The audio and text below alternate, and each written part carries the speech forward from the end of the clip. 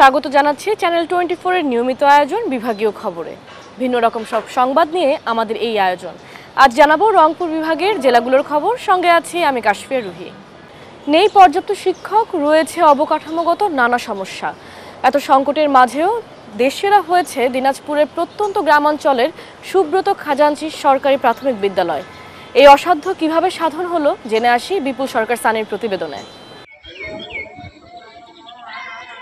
প্রাকৃতিক সৌন্দর্যের পাশাপাশি রয়েছে কৃত্রিমতাও। ফুল, ফল, ছাদ বাগান, হরেক রকম খেলনার উপকরণ, প্রতিটি দেয়াল দিচ্ছে শিক্ষার বার্তা। এটি দিনাজপুরের চিরিরবন্দর উপজেলার সুব্রত খাজাঞ্চি সরকারি প্রাথমিক বিদ্যালয়ের চিত্র। সুশৃঙ্খল আর শিশুবান্ধব পরিবেশ হওয়ায় বিদ্যালয়টিতে শিক্ষার্থীর উপস্থিতির সংখ্যা শতভাগ। তাই তো প্রত্যন্ত গ্রামাঞ্চলে অবস্থিত হলেও সারা দেশের মধ্যে শ্রেষ্ঠ বিদ্যালয়ের তালিকায় রয়েছে প্রতিষ্ঠানটি। এই বিদ্যালয়ে আসতে আমার অনেক ভালো লাগে। এই বিদ্যালয়ে আমার অনেক বন্ধু বান্ধব আছে। আমাদের এখানে একটি ছাদ বাগান আছে। আমাদের পিটিতে নাচ গান শেখানো হয়। আমি সকালে বিদ্যালয়ে আসতে অনেক ভালো লাগে। আমাদের বিদ্যালয়ে প্রতিদিন পিটি হয়। এই পিটিতে অনেক কিছু শেখানো হয়। অন্য স্কুলের তুলনায় এটা অনেক ভালো। পড়ালেখায় খুবই আগ্রহী, অনেক সুন্দর। 2014 সালে মাত্র 35 জন শিক্ষার্থী নিয়ে শুরু হয় বিদ্যালয়টির পথ চলা। পাঠদান শুরুর সময়ে ছিল না অবকাঠামো। ঘাটতি থাকা সত্ত্বেও আন্তরিকতা ও আনন্দের মাধ্যমে শেখানোই প্রতিষ্ঠানটির মূল মন্ত্র বলে জানালেন শিক্ষকগণ। আমাদের স্কুলের পরিবেশ, যেখানে আমরা ঢুকতে গেলে আমাদের আগে মন ভালো করার একটা জায়গা লাগে বা মনে শান্তি পাওয়ার জন্য একটা জায়গা লাগে। আমাদের প্রথম হচ্ছে পরিবেশ, আমরা ঢুকেই একটা আকর্ষণ করার মতো জায়গা। তো এই 10 বছরেই এই অল্প সময়ের মধ্যে যে এত এই পর্যায়ে যাব সেটা কখনো আসলে ভাবতে পারি নাই। তো যা হোক, আমাদের কর্ম, সকলের প্রচেষ্টা এই জায়গায় আমাদেরকে নিয়ে গেছে। প্রথমে আমার খুব কষ্ট হয়েছিল যে আসলে কিভাবে সম্ভব। 4টা টেবিল, 6টা চেয়ার, 60 জোড়া বেঞ্চ ছাড়া স্কুলে কিচ্ছু ছিল না, কোনো বাউন্ডারি ছিল না, কোনো মাঠ ঘাট ছিল না। এভাবে আমি কিন্তু চালিয়ে গেছি এবং সবার অনেকের দাঁড়ে দাঁড়ে ঘুরছি। অনেকের সঙ্গে ইচ্ছা অনিচ্ছায় খাতির মোহাব্বত লাগিয়ে গেছে যে আমার স্কুলটা ভালো করতে হবে। এই স্কুলটা বিশেষ করে হচ্ছে কি শিক্ষকদের আন্তরিকতাই কিন্তু সবচেয়ে আমার বড় কাজ করছে। নিজের চেষ্টা এবং অন্যান্য টিচারদেরও সহযোগিতা, এই আর্থিক সহযোগিতা রয়েছে এখানে। গেল 10 মে প্রাথমিক শিক্ষা পদক 2024 অনুষ্ঠানে দেশের সেরা স্কুল হিসেবে সুব্রত খাজাঞ্চি সরকারি প্রাথমিক বিদ্যালয়কে পুরস্কৃত করা হয়। Desk report, channel 24। নীলফামারীতে এবার কোরবানির পশু হিসেবে আনা হয়েছে দুম্বা। একটি দুম্বার দাম চাওয়া হয়েছে 1.5 থেকে 2.5 লাখ টাকা পর্যন্ত। রায়হান সবুক্তগিনের রিপোর্ট।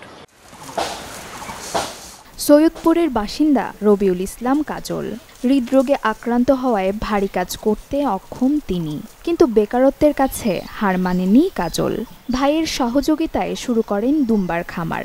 12 লাখ টাকা খরচ করে 8টি দুম্বা দিয়ে খামারের শুরু হলেও এখন সংখ্যা 27।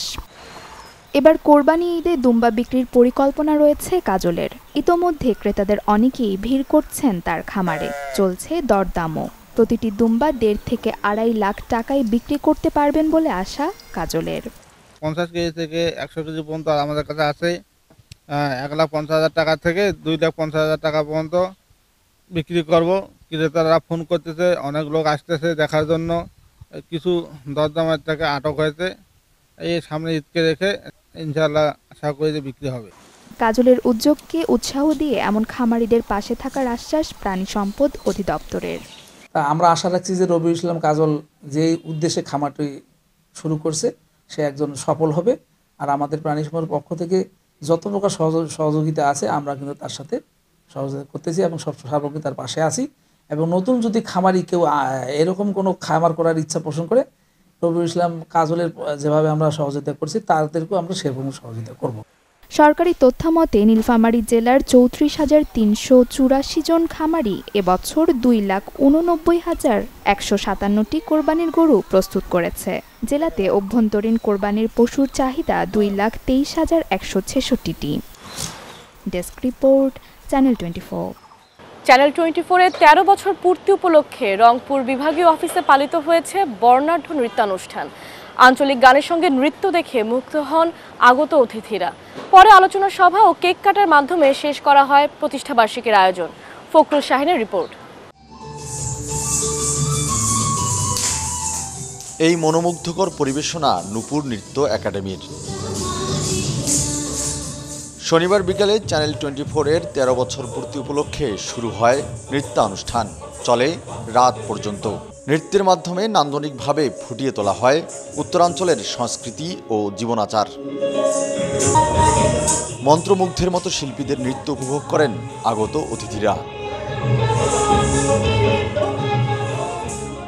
নৃত্যানুষ্ঠান শেষে শুরু হয় আলোচনা সভা। অংশ নেন বিশ্ববিদ্যালয়ের উপাচার্য, শিক্ষক, বৈষম্য বিরোধী ছাত্র আন্দোলনের নেতা, প্রশাসনের কর্মকর্তা, নাগরিক সমাজের প্রতিনিধি ও সাংবাদিক নেতারা। বস্তুনিষ্ঠ সংবাদ প্রচারের জন্য চ্যানেল 24-এর প্রতি কৃতজ্ঞতা প্রকাশ করেন তারা। বছর পেরিয়ে 14 বছরে পদার্পণ চ্যানেল 24 আমাদের হৃদয়ে জায়গা করে নিয়েছে। চ্যানেল 24 তার অনুসন্ধানী রিপোর্ট এবং সকল দুর্যোগ, সকল ক্রাইসিসে যেভাবে সবার আগে খবর পরিবেশন করে, এটি আসলে সত্যি অভিভূত। জুলাই বিপ্লবে আমরা লক্ষ্য করেছি যে সকল চ্যানেল সামন থেকে খুব ভালোভাবে আমাদের বিষয়গুলো তুলে ধরেছে, ন্যায়ের পক্ষে ছিল, তার মধ্যে চ্যানেল 24 অন্যতম। তাদের যে সাহসী পদক্ষেপ, এটা জাতি চিরদিন মনে রাখবে, সাংবাদিক সমাজ চিরদিন হৃদয় ধারণ করবে। চ্যানেল 24 বাংলাদেশের মধ্যে একটি ভিন্ন ধারার চ্যানেল হিসেবে কিন্তু প্রতিষ্ঠিত হয়েছে। তাদের রিপোর্টিং আইডিয়া, খবর পড়ার ঢং সহ অন্যান্য সব জায়গায়। প্রধান অতিথির বক্তব্যে বেগম রোকেয়া বিশ্ববিদ্যালয়ের উপাচার্য ডক্টর শওকত আলী বলেন, চ্যানেল 24 জুলাই আন্দোলনে যে সাহসী ভূমিকা পালন করেছে তার জন্য জাতি শ্রদ্ধা ভরে স্মরণ রাখবে। আগামী দিনেও বৈষম্যহীন সমাজ গঠনে গণমাধ্যমটি অগ্রণী ভূমিকা রাখবে বলে আশা তার। বাংলাদেশের এই দ্বিতীয় স্বাধীনতা অর্জনে, বৈষম্য বিরোধী আন্দোলনে যে সকল মিডিয়া, ইলেকট্রনিক মিডিয়া এবং প্রেস মিডিয়া যেভাবে আমাদের এই জুলাই বিপ্লব আন্দোলনে সক্রিয় কার্যক্রম পরিচালনা করেছিলেন, সংবাদ পরিবেশনে অনেকে আহত হয়েছিলেন, অনেকে নিহত হয়েছিলেন, তাদের মধ্যে চ্যানেল 24 অন্যতম। আলোচনা শেষে কেক কাটার মধ্য দিয়ে শেষ হয় চ্যানেল 24-এর প্রতিষ্ঠাবার্ষিকীর অনুষ্ঠান। ফখরুল শাহিন, চ্যানেল 24, রংপুর। ঠাকুরগাঁওয়ের বালিয়াডাঙ্গি উপজেলার হরিণমারি গ্রামে রয়েছে দক্ষিণ এশিয়ার বৃহত্তম সূর্যমুখী জাতের আম গাছ, যেখানে একটি গাছ থেকেই সংগ্রহ করা হয় প্রতি মৌসুমে 2 টনেরও বেশি আম। ঠাকুরগাঁও থেকে ফাতেমাতু ছোগরার পাঠানো রিপোর্টে। পাখির চোখে দেখলে মনে হবে যেন একটি আম বাগান।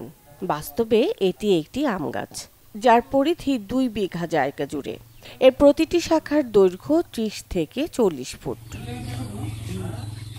প্রায় 200 বছর বয়সী এই গাছটি যে শুধু প্রাচীন তা নয়, এটি তার অসাধারণ মিষ্টি আমের জন্য বিখ্যাত। এই আম গাছটি দেখতে প্রতিনিয়ত ভিড় করেন দর্শনার্থীরা। স্থানীয়দের আয়ের উৎস এটি। আকারে ছোট, সুমিষ্ট আর রসালো এই আম ভোজন বিলাসী মানুষদের কাছে বেশ প্রিয়। এখানে পরিবেশটা অনেক সুন্দর। লোকমুখে শুনছি যে এটা নাকি দক্ষিণ এশিয়ার সর্ববৃহৎ আম গাছ। তো এখানে দেখে আসলে খুব ভালো লাগলো। অনেক আম হয়েছে, একটা ঘোরার একটা মনোরম একটা পরিবেশ আর কি। এবার দ্বিতীয়বার আসলাম এখানে। প্রথমবার যখন আসছিলাম তখন গাছে আম ছিল না, তখন একরকম দেখছিলাম। এখন যখন আসলাম অনেক আম, প্রচুর আম গাছে। এখন সৌন্দর্যটা অন্যরকম, এখন এসে অনেক ভালো লাগলো। আসলে এটা ঠাকুরগাঁওয়ের একটা ঐতিহ্যবাহী গাছ। এই গাছ এশিয়ার মধ্যে সবচেয়ে বড় গাছ, আমের গাছ, সেটা আমরা সবাই জানি। ঠাকুরগাঁওবাসী এই জন্য এই গাছের জন্য আমরা গর্বিত। এই গাছ দেখতে আসলে দেশ বিদেশে থেকে অনেক লোক এই দর্শন করতে আসে। একটা পুরাতন আম গাছ আছে, 200 বছর আগেকার। আমি কোনদিন আসিনি, প্রথম আসলাম আর কি। আসে জায়গা আমাকে অনেক ভালো লাগলো আর কি। আমি মনে করি এটা পরিচর্যা করা দরকার এবং যাতে আরো বহুদিন থাকে গাছটা, সেই ব্যাপারে চিন্তা ভাবনা করে সরকারের একটা পদক্ষেপ নেওয়া দরকার আছে। এই গাছের ঐতিহ্য টিকিয়ে রাখতে এর যথাযথ পর্যবেক্ষণ করছে জেলা কৃষি বিভাগ।